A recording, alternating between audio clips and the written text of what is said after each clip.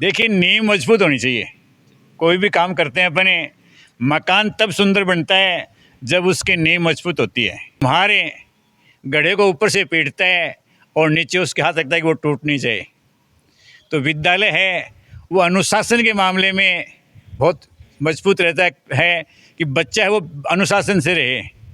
दुनीरा, स्वाद के साथ सेहत भी। शादी की दावत में मिलेगी दुनीरा की मिठास। बनेगा ये अवसर और भी खास। दुनीरा, यहाँ आपको एक ही स्थान पर मिलेंगे स्वादिष्ट रसगुल्ले, गुलाब जामुन, राजभोग, चमचम एवं शुद्ध दानेदार देसी घी। अभी ऑर्डर करें 9024959530 और पाए free home delivery. For more details visit www.dunira.com। कई वर्षों से शिक्षा के क्षेत्र में लगातार अपनी सेवाएं देने वाला एनपीएस स्कूल जो छोटा बस स्टैंड पर स्थित है, मैं देख रहा हूँ पीछे कई छोटे छोटे बच्चे हैं, अच्छे परसेंटेज लेकर आए हैं। सर हमारे साथ मौजूद है, लगातार है वो अच्छे परसेंट के साथ कवर कर रहा है। सर से बातचीत करते हैं क्या है। सर लगातार शिक्षा के साथ साथ संस्कार और संस्कार के साथ साथ अच्छे परसेंट कई वर्षों से एनपीएस स्कूलों को कवर करता आ रहा है, तो उसके बारे में देखिए, 2023-24 का जो बोर्ड परीक्षा का परिणाम आया उसमें सेकेंडरी, सीनियर सेकेंडरी, 5वीं और 8वीं जो बोर्ड के जो परिणाम आए उसमें विद्यालय के बहुत सारे बच्चों ने बहुत शानदार अंक प्राप्त किए। 12वीं क्लास के अंदर कई बच्चों ने 80% से ऊपर अंक प्राप्त किए। 10वीं क्लास में प्रीति कुमावत ने 90.67% अंक प्राप्त किए। रुमाना लीलगर, बहुत सारे बच्चों ने बहुत शानदार अंक प्राप्त किए।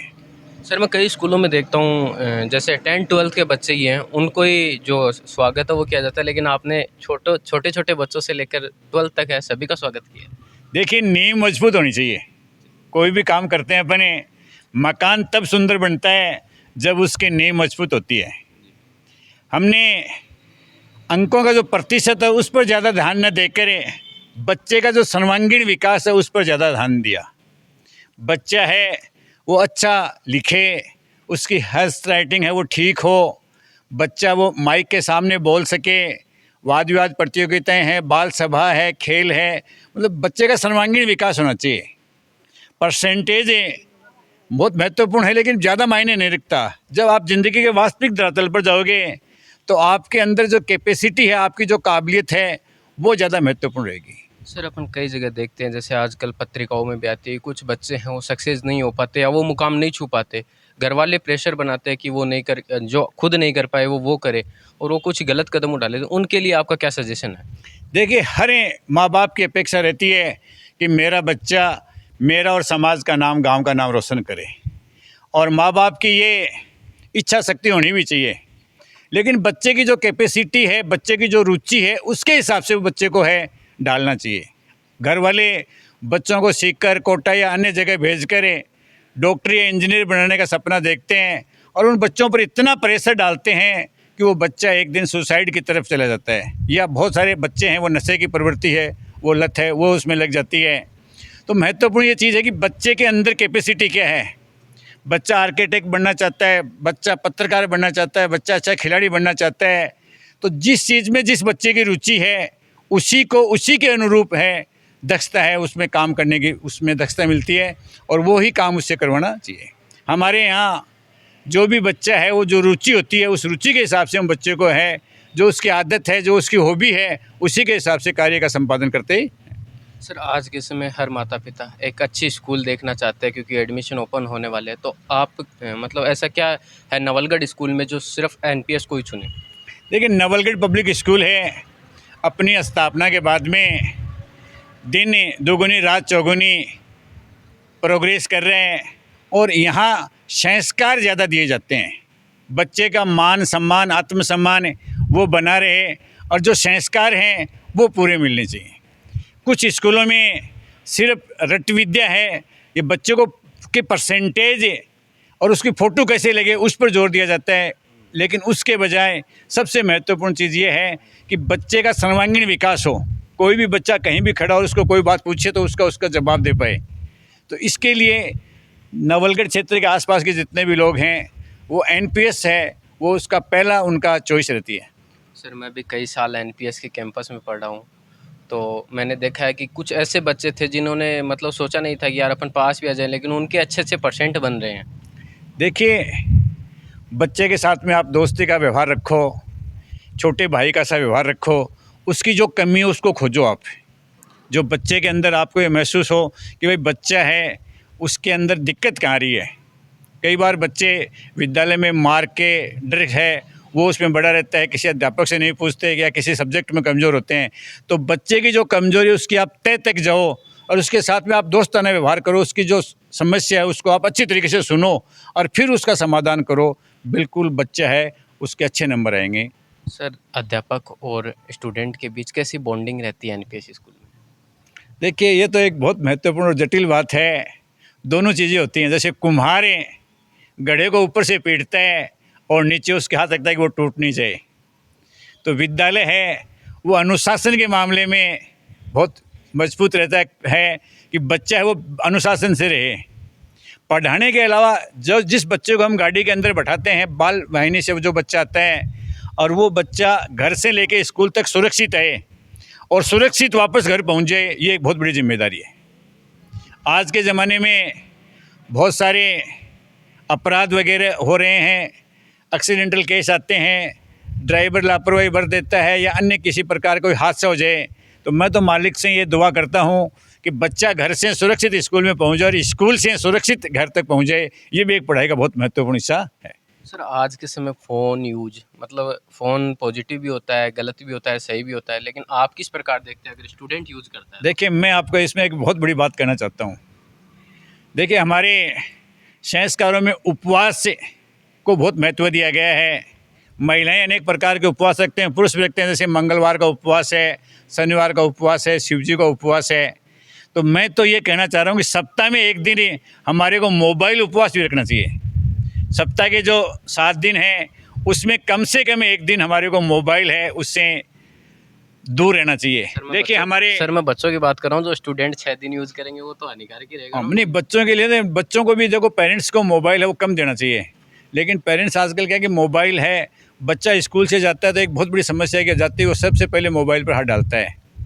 तो मेरा ये टॉपर्स जो बच्चे खड़े हैं आपके सामने, इनके अभिभावकों से भी मेरा बहुत निवेदन है कि कम से कम बच्चे को आप मोबाइल दें। मोबाइल है वो आने वाली समय में एक बहुत बड़ी समस्या बन जाएगी। तो 10th 12th ही नहीं, छोटे छोटे बच्चे भी हैं, उनका भी सम्मान स्वागत यहाँ किया गया है। उनसे पूछते हैं, क्या नाम आपका? अनस। कौन सी क्लास में हो? 5th क्लास में। इंग्लिश मीडियम है हिंदी मीडियम? English medium. पढ़ाई कितनी देर करते थे आप? 2 घंटा। कौन सी ग्रेड आई आपका? A grade. आपका कोई पढ़ाई का शेड्यूल था या फिर अपने मतलब मन से पढ़ते थे कि इतनी देर पढ़ना है, इतनी देर नहीं पढ़ना है? मन से पढ़ते। मन से ही पढ़ते थे। और कौन है आपके साथ में? मेरे पापा। इस स्कूल की एक छोटी सी बच्ची और हमारे साथ है। क्या नाम है आपका? दीपिका सैनी। कौन सी क्लास में? 5th कहाँ से हो? नवलगढ़ से। कौन सी ग्रेड आई आपकी? ए।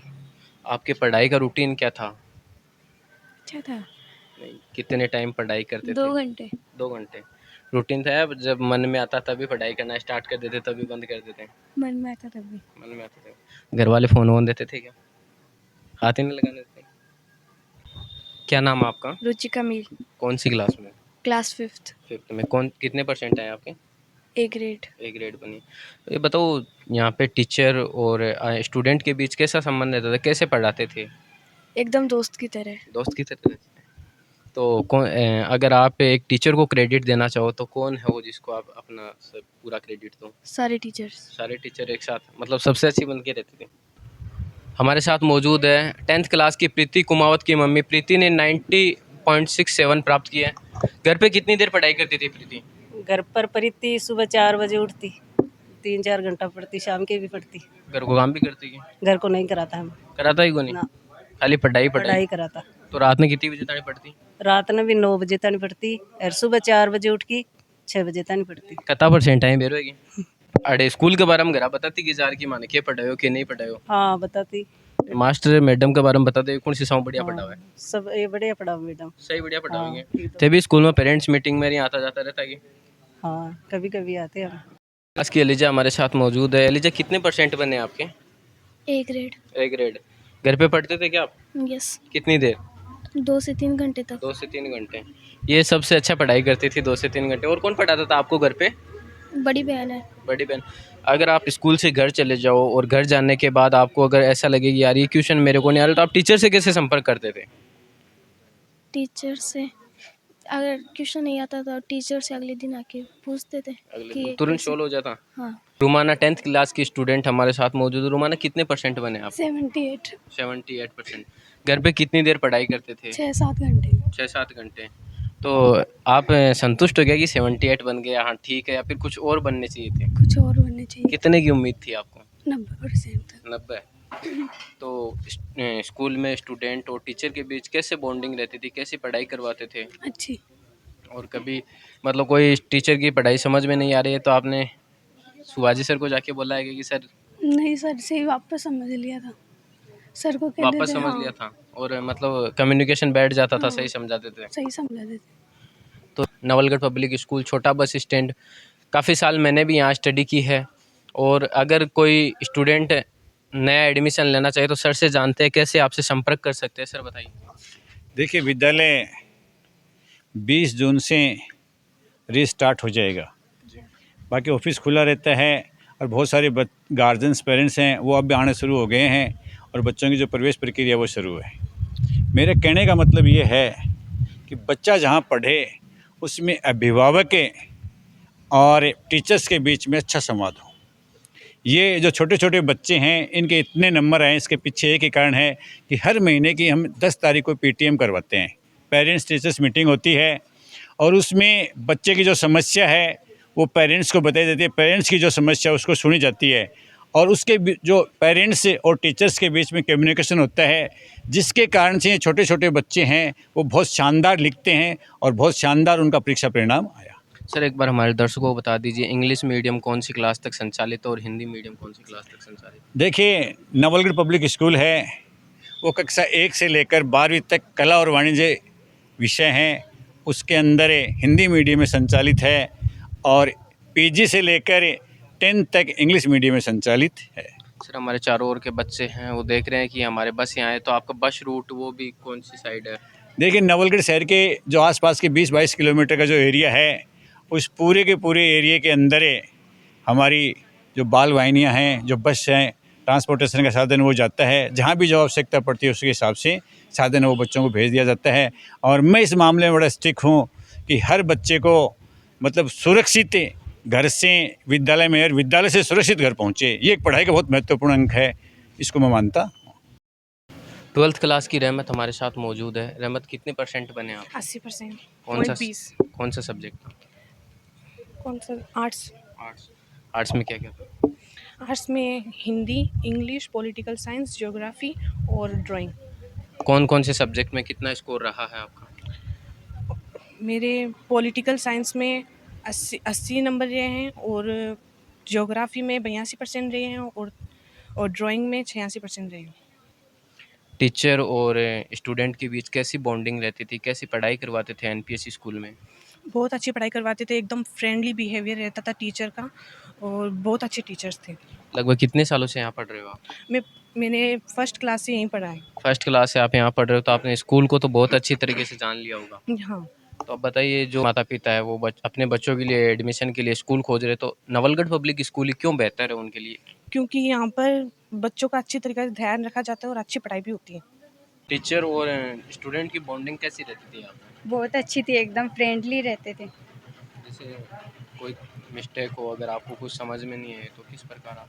तो पूछते ही बता देते थे और अच्छे से समझाते थे। ट्यूशन व्यूशन भी किया क्या आपने? नहीं, ट्यूशन कुछ भी नहीं किया। मैडम आप क्या कहना चाहोगे?